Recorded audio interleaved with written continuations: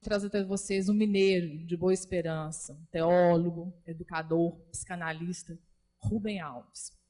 Vai conversar com vocês sobre o seu mais recente lançamento.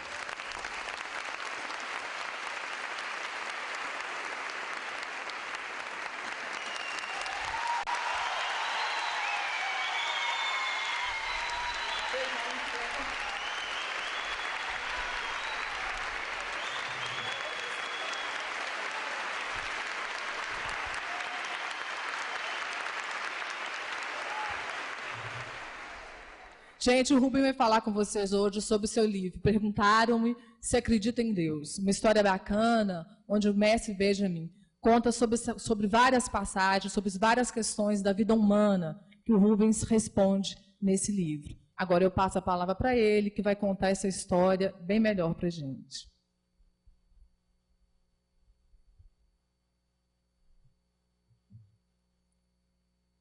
Belo Horizonte é a cidade onde eu me sinto mais amado. É muito bom estar com vocês. E aí eu vou contar para vocês a história desse livro. Mas antes de começar a história desse livro, eu quero contar uma história. É a história de um galo. Nada tem a ver com futebol de Belo Horizonte. Um galo muito importante. Todas as manhãs ele acordava de madrugada, subia ao ponto mais alto do galinheiro, batia as asas para que patos, marrecos, perus, todos perceberem que ele estava lá. Aí ele olhava com um grande sentido de superioridade e dizia para todos: vou cantar para fazer o sol nascer. Batia as asas e cantava, olhava para o horizonte, e daí a pouco o sol nascia. Era um assombro.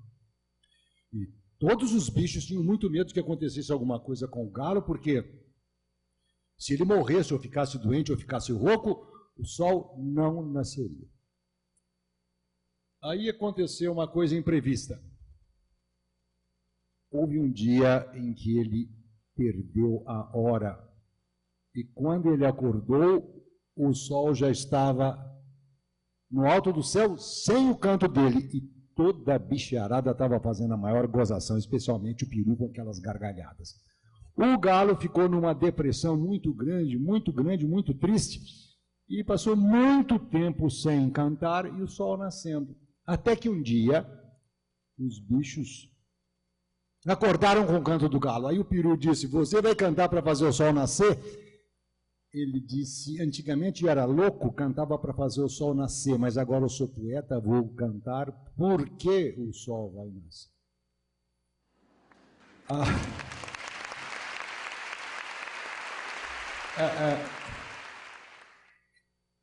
Eu estou contando essa história para vocês com uma intenção teológica, né?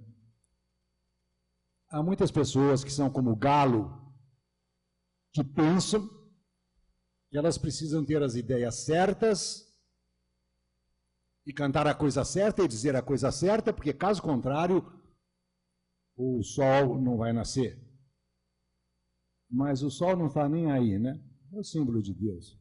Ele está absolutamente indiferente àquilo que a gente está pensando, àquilo que a gente está fazendo, e ele nasce sempre, ainda que você não acredite no sol, ele nasce sempre. Deus é usando uma linguagem poética da Idade Média, Deus é uma fonte de água cristalina. Sempre água cristalina, a despeito das fezes e urinas que nós colocamos no rio.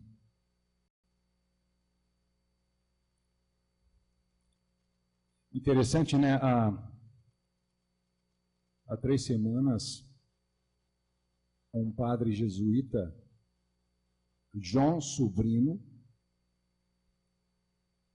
foi condenado pelo Vaticano à pena de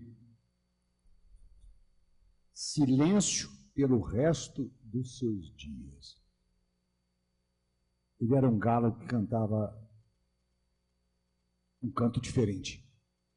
E aí eu posso imaginar Jesus olhando para um passarinho e ele não gosta do canto do passarinho e diz, porque eu não gosto do teu canto, eu te condeno a ficar eterno, silenciosamente. Isso foi apenas um parênteses para demonstrar minha indignação por aquilo que as religiões fazem com as pessoas.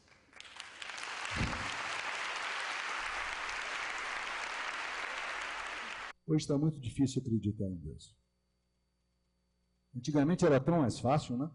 Havia milagres por todos os lugares. E todo mundo sabia que Deus existia. O escritor russo Dostoiévski disse em algum lugar que as pessoas, na realidade, não têm o menor interesse em Deus. O que elas querem é uma outra coisa, elas querem um milagre. Não sei se vocês já gastaram tempo vendo os programas religiosos na televisão, em que a coisa importante é a bênção, é o milagre que Deus fez. Deus existe para nos livrar das dificuldades da vida. Mas hoje está difícil. Até o Papa está se confundindo. Ele foi a Treblinka, vocês sabem, foi aquele campo de concentração, de fóruns crematórios, e ele fez a seguinte pergunta: onde estava Deus quando isso aconteceu? Mas essa pergunta é uma pergunta herética, porque se ele pergunta onde estava Deus, quer dizer que Deus não estava lá. Se Deus não estava lá, ele estava ausente. Então Deus não é onipresente.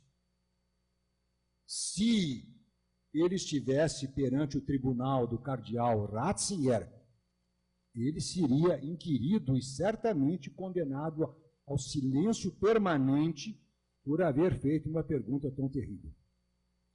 A mesma coisa aconteceu quando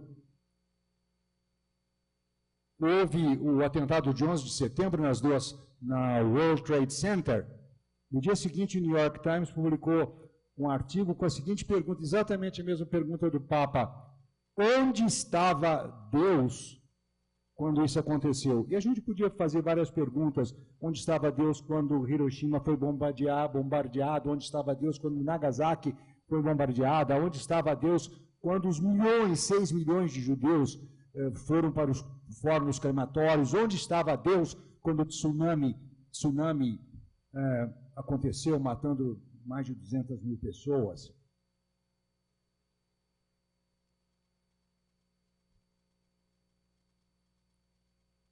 O meu filósofo favorito, Nietzsche, disse uma coisa meio feia que eu vou repetir aqui. Ele disse que basta falar o nome de Deus para as pessoas terem a inteligência paralisada. Elas têm medo de pensar. Elas têm medo de pensar e medo de serem castigadas. Uma brasileira estava lá numa daquelas torres gêmeas. Aí ela voltou para o Brasil e foi para a televisão muito emocionada e dizia: foi Deus que me salvou, foi Deus que me salvou. Aí eu perguntei: mas se salvou você, por que não salvou os outros? Por que ele não fez assim com o dedinho e não desviou o avião? Por quê? Por quê? Porque você? Lógico, eu não perguntei isso a ela, mas ela estava com a inteligência paralisada e por isso ela não é capaz de pensar coisas sérias acerca de Deus. O Papa ora pela paz. O mundo continua em guerra. E aí eu fico pensando,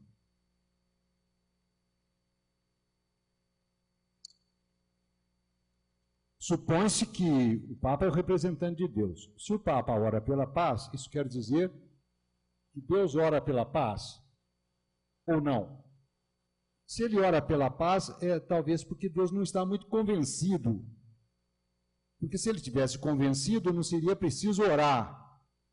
Mas ele ora e Deus não atende. Quer dizer que Deus não é pela paz. Sabe, perdoem, eu Eu sou muito místico, eu sou religioso, mas eu quero trazer para vocês aqui algumas perguntas.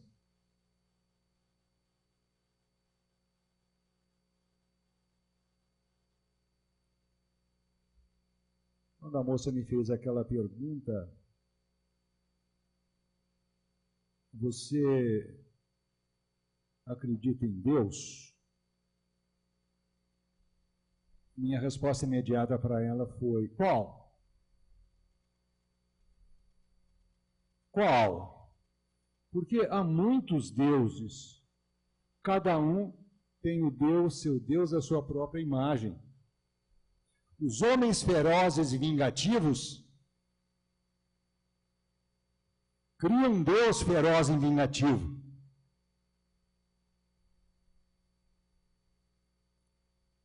O Alberto Caeiro, que é um dos heterônimos de Fernando Pessoa, eu trouxe até o livro dele aqui, ele diz umas coisas sobre pensar em Deus.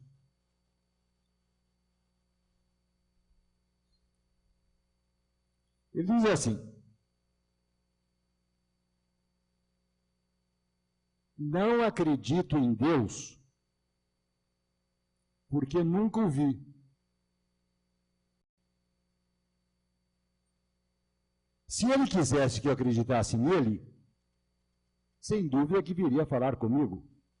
E entraria pela minha porta dentro, dizendo-me: aqui estou. Pensar em Deus é desobedecer a Deus, porque Deus quis que não o conhecêssemos, por isso se não nos mostrou.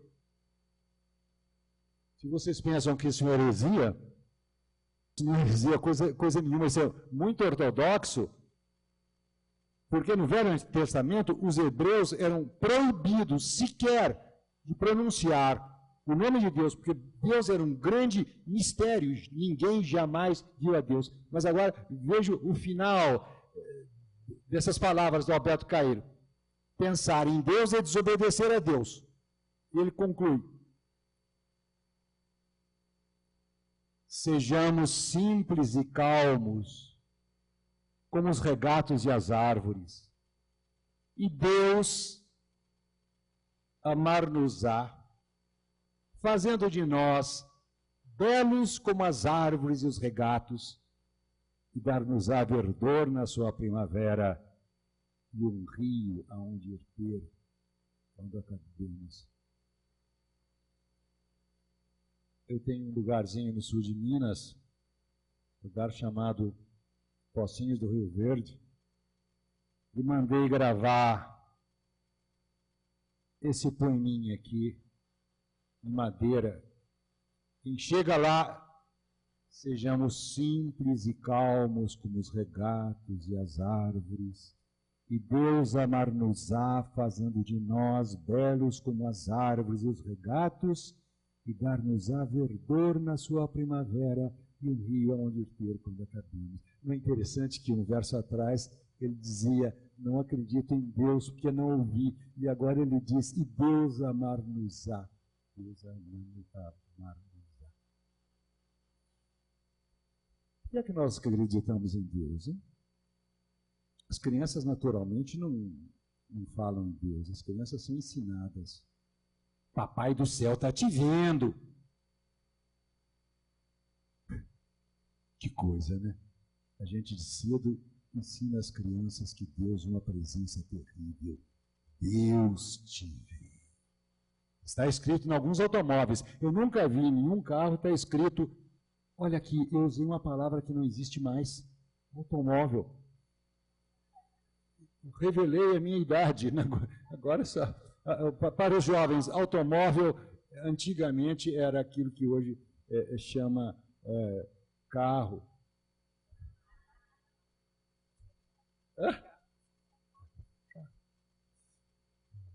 Mas você sabe que quando eu era pequeno, o que eu estava dizendo é o seguinte: eu nunca vi em nenhum carro escrito Maria te vê. Por que não tem Maria te vê? Porque a Maria é bondosa. O céu tem uma burocracia muito interessante, tem umas instâncias furiosas. Há um texto da Idade Média Há um texto da Idade Média que diz como é que acontece a burocracia celestial. Deus está muito longe, Deus está lá em cima. Maria está pertinho.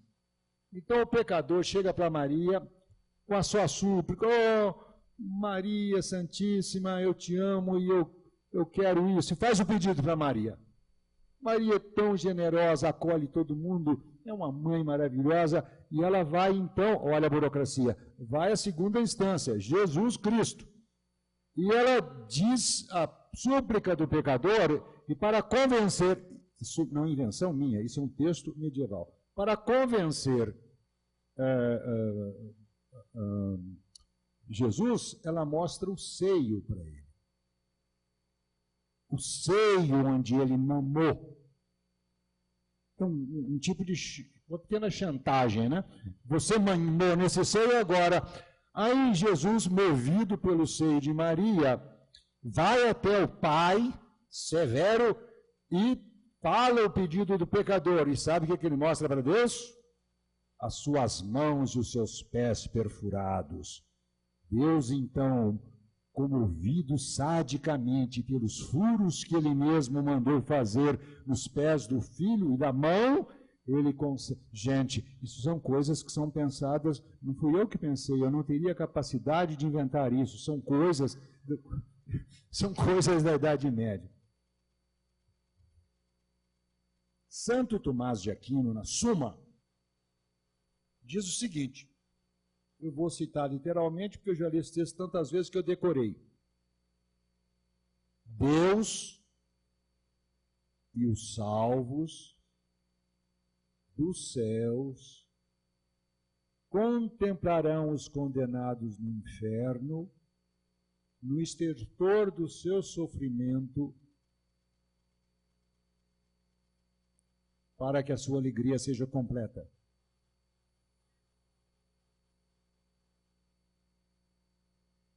Devo dizer a vocês que essa afirmação é absolutamente lógica e absolutamente ortodoxa. Vocês querem ver? Deus vê os condenados no inferno? Vê, porque Ele é onisciente. Deus fica triste com o sofrimento dessas pessoas no inferno? Não. Deus não pode ficar triste, porque se eles estão no inferno, é por vontade dele, porque foi ele que fez o inferno. Não pode ter sido o diabo que fez o inferno. Porque Deus é que é todo-poderoso. Então, porque Deus é todo-poderoso e eles estão no inferno sofrendo, Deus tem de estar feliz, porque um ser perfeito como Deus não pode ser infeliz. A marca do ser perfeito é a sua própria infelicidade. A sua própria felicidade. Minha mãe era pianista. Eu comecei a ouvir música clássica desde que eu estava na barriga dela. Então, a música clássica é coisa que eu respiro. Não há nenhuma desonra em não gostar de música clássica. É como a comida, a gente gosta de uma coisa e gosta de outra coisa.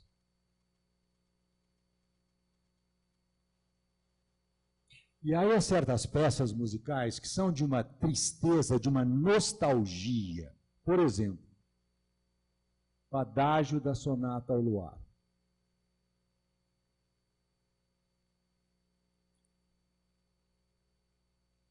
O Adágio da Sonata Patética. O segundo movimento da Sinfonia do Novo Mundo de Dvorak. O segundo movimento do Concerto para Piano e Orquestra de Ravel.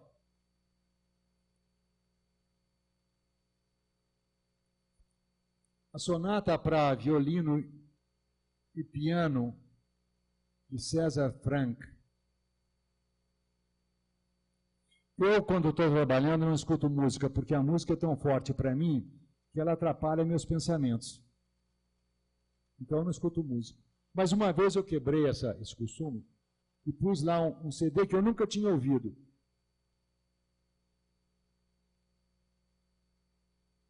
Depois de 10 minutos eu estava paralisado e não conseguia escrever nada e as lágrimas começaram a me escorrer pela face. Aí eu tive de bancar filósofo e me perguntar, por que você está chorando? Por causa da beleza. O que é beleza? Ninguém sabe direito o que é beleza. A Adélia diz isso. O que é bonito enche os olhos d'água, o que é bonito enche os olhos d'água.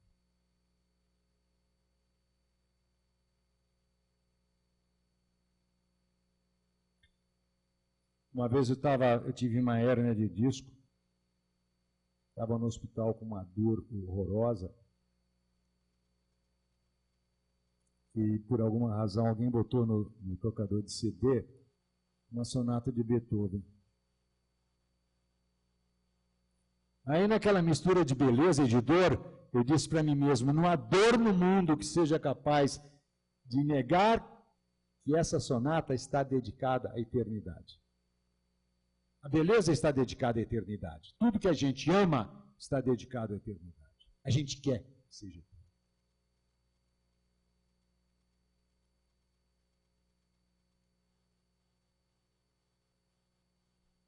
Até o canto gregoriano está dedicado à eternidade. O Papa quer restaurar o canto gregoriano.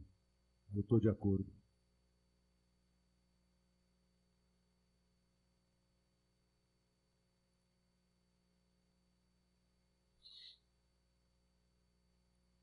Assim, quando eu escuto música, eu não preciso provar a existência de Deus.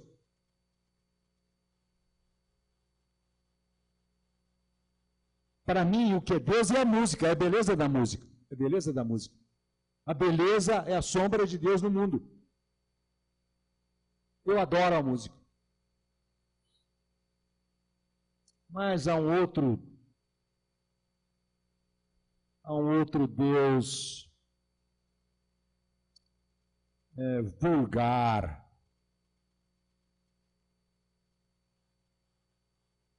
que se deixa vender por promessas. Eu prometo uma coisa para ele, ele me dá alguma coisa em troca. E a coisa gozada desse Deus é que ele só aceita como oferenda cascas de ferida. Quando alguém faz promessa, eu nunca vi ninguém fazer bem. Eu vou fazer uma promessa. A promessa é que durante 6 meses, às 6 horas da tarde, eu vou ler um poema de Fernando Pessoa para Deus ouvir. Eu nunca vi ninguém fazer uma promessa dessa. Eu nunca vi. Geralmente a gente promete passar 6 meses sem transar, passar 6 meses sem beber refrigerante, subir 400 degraus. Quer dizer, a ideia de subir 400 degraus é uma coisa tão terrível, e o terrível é imaginar que Deus gosta do meu sofrimento. Vocês podem imaginar isso? Deus se deleitar no meu sofrimento, mas eu podia, Senhor, toda tarde eu vou tocar para o Senhor uma música do Chico, é tão bonito, mas eu nunca ouvi ninguém fazer uma promessa tão simples para Deus. Eu acho que Deus ficaria tão feliz. Ele já está tão cansado de ouvir as nossas coisas. O Deus vulgar, que a gente bajula, que a gente compra. Talvez seja esse o Deus mais espalhado, porque todo mundo quer milagre, todo mundo quer milagre. Ninguém quer ouvir a música de Deus. Quem é que quer ouvir a música de Deus? Quem é que faz oração para escutar a melodia divina? Lá, aliás, os orientais dizem que orar é fazer silêncio absoluto. Para quê?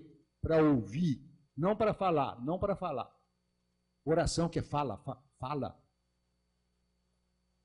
Coisas que Deus já sabe, né? Todo mundo falando, no mundo inteiro, e ele tendo de prestar atenção, todo mundo falando a mesma coisa.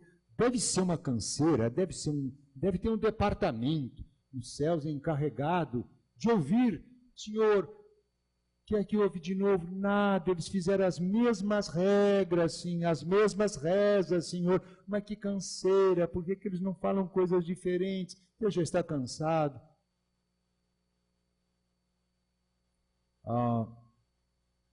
Um teólogo do início do Renascimento, se não me engano, Jacob Böhm, que dizia que a única coisa que Deus faz é brincar. e que o paraíso é uma brinquedoteca,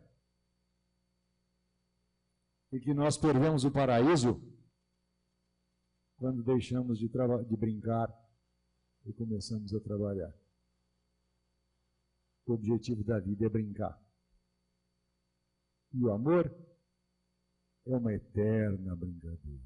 Essa é a mensagem que está. E há outros deuses, né? Jesus conta uma história maravilhosa para dizer como é que era Deus. O texto em que Jesus fala de Deus, os religiosos deram um nome esquisito, que todos vocês conhecem, a história do filho pródigo. Mas não há razão para ser história do filho pródigo, porque são 2 filhos. Se fosse a parábola do filho pródigo, não havia razão para ter o segundo filho. Normalmente, padres e pastores silenciam sobre o segundo filho. Então eu vou recontar essa parábola de um jeito diferente. Um pai tinha 2 filhos. O mais jovem dele disse: pai, dá-me a parte da minha herança que me pertence. O pai lhe deu a parte da herança que lhe pertencia e ele saiu pelo mundo vivendo uma vida dissoluta, gastando tudo com as meretrizes. Gastou todo o dinheiro, ficou na miséria e acabou ganhando a vida sendo pastor de porcos. Lá no meio da sujeira dos porcos, ele se lembrou então: quantos trabalhadores do meu pai têm comida em abundância e eu aqui padeço de fome? Voltarei e pedirei que meu pai me trate como um trabalhador. Ele voltou. Agora, aqui é que é a alteração. Ele chega para o pai e diz: pai, peguei todo o meu dinheiro adiantado, gastei tudo, tu és credor, eu sou devedor. O pai diz para ele: meu filho, eu não somo débitos. Aí tem um filho mais velho que, vendo a festa que estava havendo na casa, chamou os empregados para saber o que estava acontecendo, e eles disseram: aquele teu irmão voltou e teu pai está dando um churrasco. E ele ficou muito bravo. E foi ao pai e disse: pai, sempre trabalhei, nunca recebi salário, tu nunca me deste nenhum cabrito para me alegrar com os meus companheiros, eu sou credor, tu és devedor. O pai diz: meu filho, eu não somo créditos. Os 2 filhos são necessários. Num ele diz: não somos débitos. No outro ele diz: não somos créditos. Não há dívidas a serem pagas. E não há recompensas a serem colhidas. Nessa imagem que Jesus faz de Deus, ele não é um banqueiro que cobra as dívidas, mas ele simplesmente um pai que ama de qualquer maneira. Como eu disse a vocês, é o riacho de águas cristalinas que está sempre jorrando bondade e amor. Eu estava examinando uma tela de Dürer, grande pintor, de Adão e Eva. Ele cometeu 3 erros graves na tela dele. Primeiro, ele fez Adão e Eva com o umbigo.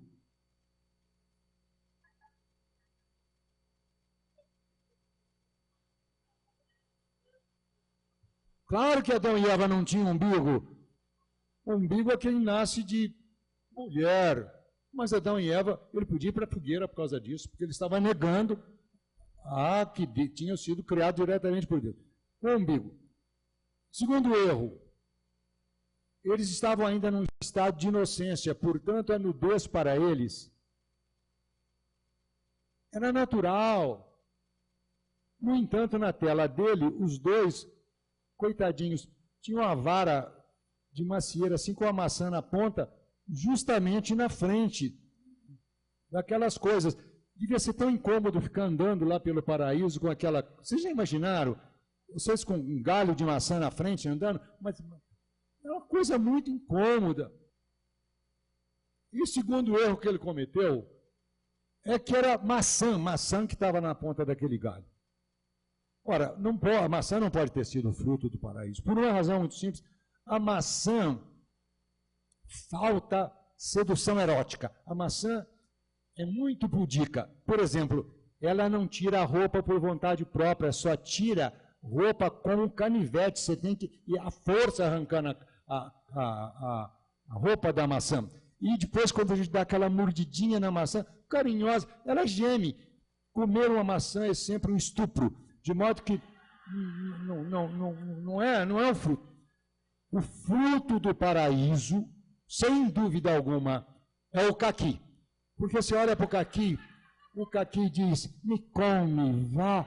E aí, ele não precisa de faca, é só passar a mão assim, a pele sai, e lambuza tudo, é aquela lambuzeira erótica. Então, eu nunca vi minha córnea.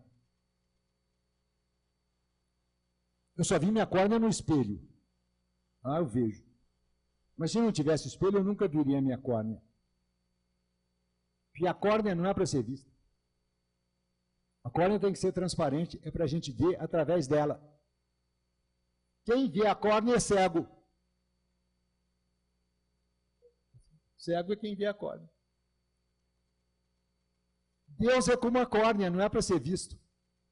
A pessoa que tem boa vista, ela não percebe a existência da córnea. Ela não percebe a existência da córnea. Quem está bem com Deus não percebe a existência de Deus. Eu falo sobre isso nesse livrinho. Vejam vocês, se você está bem com o ar, vocês aqui, imagino que vocês todos estão bem com o ar. Quantos de vocês estavam pensando no ar aqui enquanto nós estamos conversando? Se alguém estava pensando no ar, é porque estava com asma. Garanto. Os que não têm asma não estão pensando no ar. Mas se você está com asma, assim é a relação com Deus. As pessoas que falam demais em Deus têm asma na alma. Ou seja, falta-lhes Deus, por isso elas têm que falar demais em Deus. Mas quem está bem com Deus nem pensa em Deus. Por quê? Porque é como o ar que nós respiramos. Hoje eu estava lendo um livro de um psicanalista judeu, um artigo que ele escreveu sobre um artigo que eu escrevi chamado Sobre Deuses e Caquis. E num parágrafo lá ele disse que ele teve uma experiência de Deus tentando matar uma barata. Disse que estava na casa dele, ele chegou e tinha uma barata lá, e ele ia para matar a barata corria para lá, ele ia atrás, batia, até que de repente ele parou e disse, meu Deus, essa barata está lutando pela vida dela. E aí ele foi movido por um sentimento de reverência pela vida, porque dentro dela estava, dentro das baratas. Isso é uma coisa daquele Albert Schweitzer, não sei que criou a coisa, reverência pela vida. Todas as coisas vivas são sagradas. Aí, depois que eu perguntei para aquela mulher qual Deus, e ela não soube responder, eu disse para ela, eu vou te citar um pequeno poema um verso do Chico Buarque. Saudade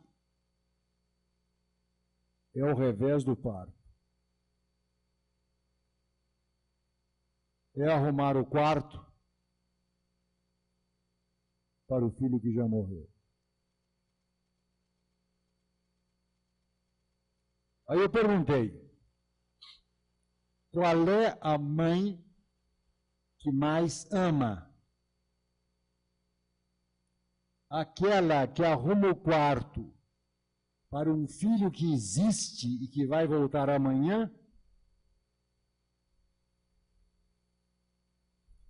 Ou aquela que arruma o quarto para o filho que não existe, que não vai voltar amanhã porque morreu. A que mais ama é aquela que arruma o quarto para o filho que já morreu. Eu tenho um jeito de arrumar o quarto para o meu Deus. Eu sou um construtor de altares. Eu construo altares à beira de um abismo escuro e silencioso. Construo os meus altares com poesia e música.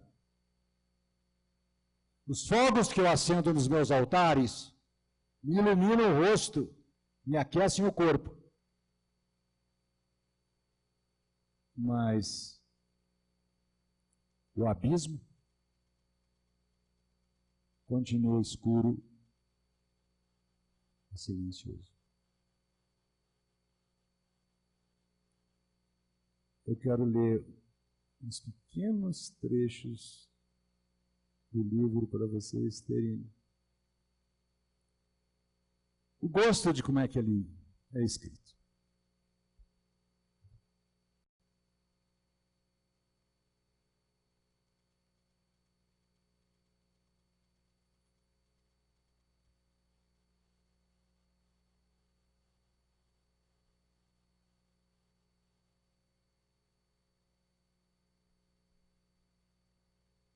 Quando a gente pega os textos sagrados, seja o Corão, seja a Bíblia, a gente está com um texto escrito, mas não sabe que antes de ser escrito, aqueles textos foram histórias que eram contadas.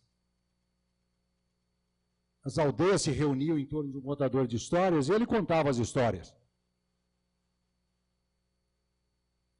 Então eu imaginei essa situação, um contador de histórias, um sábio, a quem eu dou o nome de Mestre Benjamin.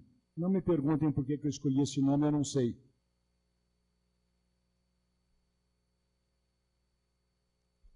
Todo mundo ia para a tenda do Mestre Benjamin. A noite estava escura, céu sem estrelas. De vez em quando, ouvia-se o uivo de um lobo bem longe, misturado com o barulho do vento. As crianças reunidas na tenda do Mestre Benjamin estavam com medo. Mestre Benjamin sentiu medo nos seus olhos. Foi então que uma delas perguntou: Mestre Benjamin, há um jeito de não ter medo? Medo é tão ruim. Mestre Benjamin respondeu: ah, sim. Ficou quieto.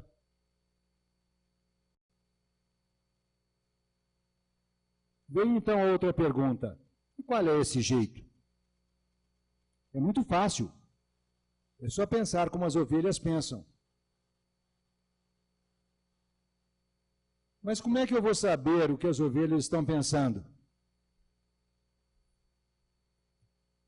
Mestre Benjamin respondeu: quando, durante a noite, as ovelhas estão deitadas na pastagem, os lobos estão à espreita,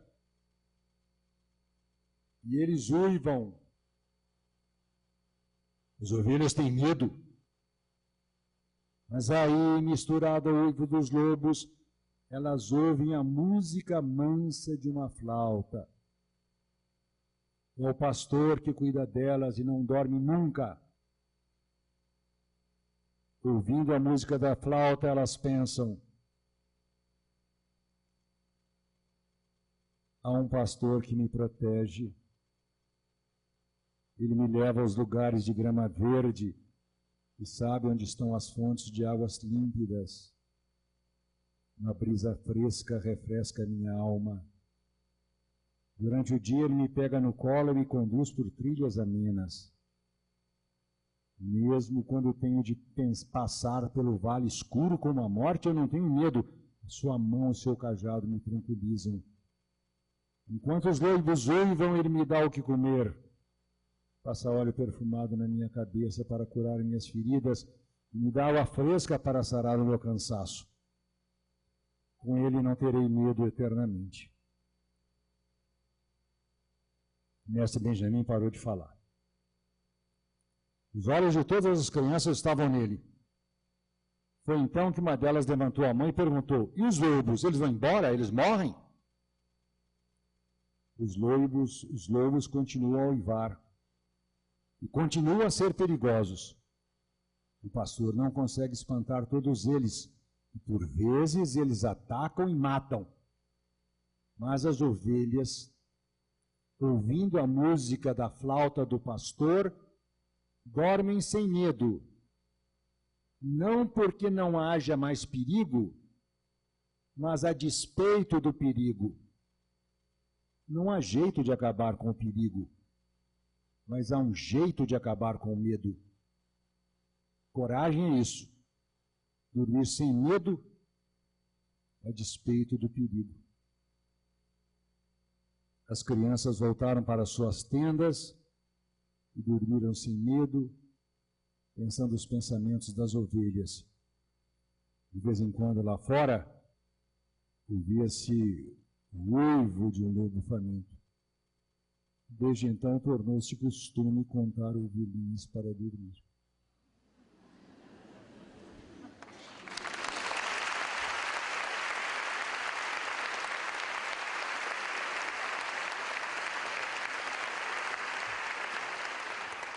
Pessoal, eu espero muito que vocês gostem desse livro. Ele foi feito com... Eu diria que eu quase escrevi esse livro para crianças, sabe? E eu acho que, de alguma maneira, eu me identifiquei com o mestre Benjamin. E eu quero ler... Eu não devia ler, né? Porque lendo, eles não compram o livro. Mas eu vou ler aqui a parte final. Porque o mestre Benjamin foi contando histórias e contando histórias.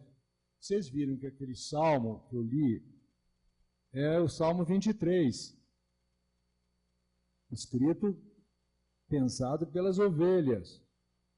E tem a história do dilúvio, tem várias outras histórias contadas de um jeito completamente diferente. E vocês vejam, quando a gente pensa a história do dilúvio do jeito que está na Bíblia, a gente corre o perigo de pensar coisas ridículas. Por exemplo, se você pensar que todos os animais foram para dentro da arca, a arca tinha que ser uma coisa tão fantástica, tinha até dinossauro lá dentro, né? E você sabe que uma vez uma criança, essas crianças, perguntas que as crianças fazem, diz, se na arca tinha onça, tigre e leão, por que é que eles não comeram as ovelhinhas? Uma pergunta muito séria. Vocês já imaginaram a quantidade de estrume que se ajuntou na arca? E ela era fechada, a quantidade de comida, não era só 40 dias de chuva, depois são mais de 200 dias até, era uma coisa absolutamente fantástica. Mas então, numa palestra sobre educação, eu falei sobre as perguntas inteligentes da criança e comentei essa coisa, a razão por que os tigres não comiam as ovelhinhas. Aí eu recebi uma carta de uma pessoa, ou um e-mail, eu não me lembro direito, é uma pessoa muito religiosa, que ficou preocupada com a minha pergunta, e ela disse o seguinte, que os tigres e as ovelhas, os tigres e os leões não comeram as ovelhinhas, porque Deus suspendeu provisoriamente a sua ferocidade. Aí eu perguntei, mas se ele suspendeu provisoriamente, por que já não suspendeu definitivamente? Porque aí os leões e os tigres iam só comer capim e as ovelhas podiam viver em paz. Então, é preciso a gente repensar essas histórias, né? Tem a história do peixe que engoliu Jonas. E é uma coisa tão fantástica, porque diz do texto que lá na barriga Lá na barriga do peixe, se eu tivesse na barriga do peixe, eu que tenho um pouco de claustrofobia, espremido lá nas tripas do peixe, no estômago do peixe, e eu ia ficar desesperado. Jonas, na barriga do peixe, escreveu um poema, tem um poema lindo que ele escreveu na barriga do peixe. Então, esses textos, vejam vocês, que eu não estou diminuindo o texto, eu estou dizendo o seguinte, se vocês lerem esses textos literalmente, eles ficam ridículos, eles são para ser lidos poeticamente. Eu quero ler o finalzinho do livro para vocês.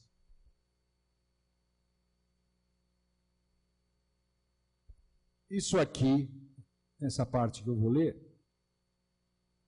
é a minha versão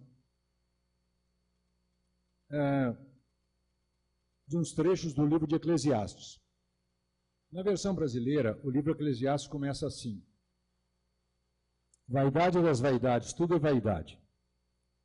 Aí as pessoas pensam que vaidade aí é comprar colar de pérola, usar roupa granfina. Não é nada disso. Vaidade é vanitas, quer dizer uma coisa que passa. Então eu fiz uma tradução diferente, eu quero ler para vocês, é a parte final. Isso aqui é o mestre Benjamin dando a sua última fala. Brumas e espumas. Tudo são brumas e espumas. Para tudo há um tempo determinado, ao tempo de nascer, o tempo de morrer, o tempo de plantar, o tempo de arrancar o que se plantou, o tempo de construir, o tempo de demolir, o tempo de chorar, o tempo de rir, o tempo de amar e o tempo de enfadar-se com amor. Para todas as coisas há um tempo certo. Mas Deus colocou o coração do homem para além do tempo, na eternidade. Nada há de melhor para o homem do que alegrar-se e levar uma vida prazerosa. E isso é presente de Deus, que o homem possa comer, beber e desfrutar do seu trabalho. O que é já foi, o que vai ser também já foi, mas Deus fará voltar o que passou. Lembra-te do teu Criador nos dias da tua mocidade, antes que venham os maus dias e cheguem os anos em que dirás, não tenho neles prazer. Antes que se escureça o sol, a lua e as estrelas, luzes da tua vida, e tornem a vir as nuvens depois do agraceiro.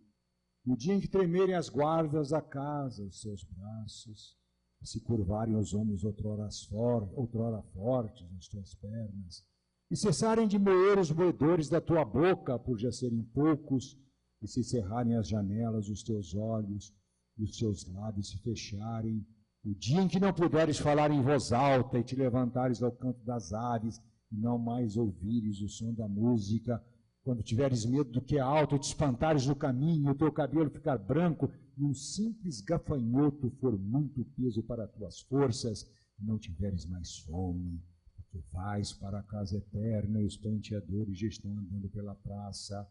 Antes que se rompa o fio de prata e se despedace o copo de ouro, e se quebre o cântaro junto à fonte, e o pó volte à terra, e o sopro da vida volte a Deus, que o soprou.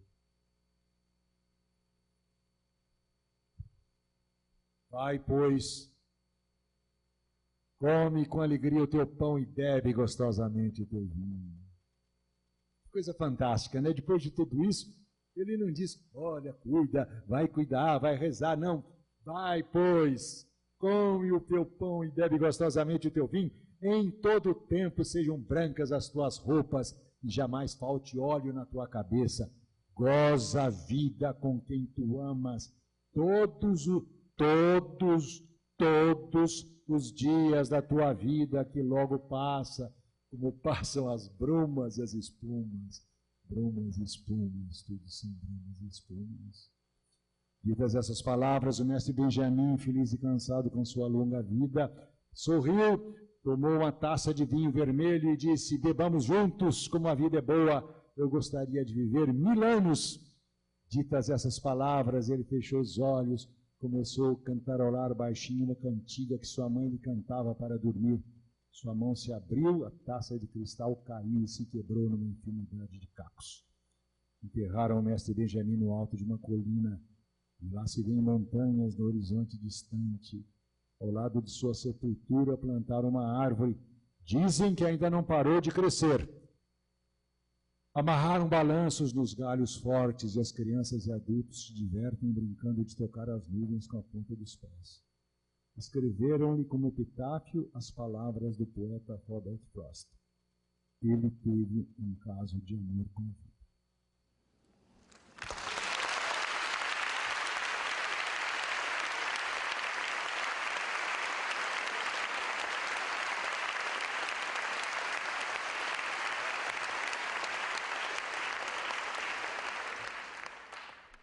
Gente, eu vou interromper o Rubem aqui um pouquinho para dizer o seguinte: vocês receberam uma ficha de inscrição, tá? Eu queria que vocês entregassem na lateral aqui para os meninos que já estão recolhendo, tá certo? Quem não preencheu, eu espero que preencha, porque vamos estar recebendo a programação do Simplivar. Eu queria deixar aqui para vocês um convite. No dia 16, estamos fazendo o lançamento do documentário A Vida é um Sopro, a história de Oscar Niemeyer. Então, todos vocês estão convidados. O lançamento será 21h15 no Belas Artes, no dia 16. E no dia 17, no Assis Clear, o lançamento do livro O Texto ou a Vida, aqui nesse local, na Sala Juvenal Dias. Ok? Todos vocês estão convidados. A Raime disse que me interrompeu. Ela não interrompeu, eu tinha terminado. Mas como ela disse para eu dizer mais uma coisinha, eu vou ler um texto erótico da Bíblia.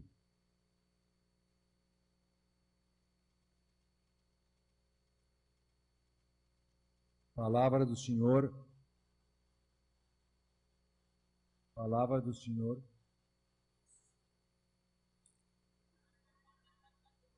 Ó meu amado, beija-me com os beijos da tua boca, porque melhor é o teu amor do que o vinho. Dize-me, ó amado da minha alma, onde apacentas o teu rebanho, para que eu não ande eu vagando perdida. Como és formoso, amado meu, como és amável, eu sou a rosa de Sharon, o lírio dos mares. Se alguém me falasse isso. Querida minha, formosa minha, levanta-te e vem, porque eis que passou o inverno, chegou o tempo de cantarem as árvores, e a voz da rola ouve-se agora em nossas terras, a figueira começou a dar figos, e as vides em flor exalam seu perfume. Como és formosa, querida minha, como és formosa, teus olhos são como pombas, e brilham através do teu véu, os teus lábios são como um fio escarlata, e as tuas faces como a romã partida.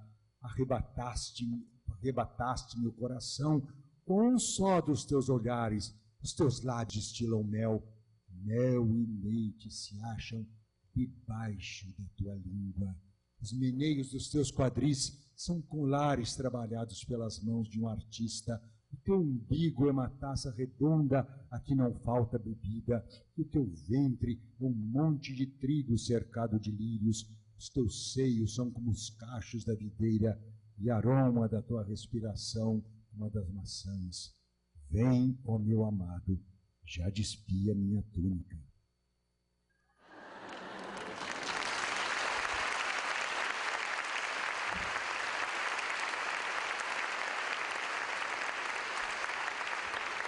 Pessoal, eu quero pedir um favor a vocês.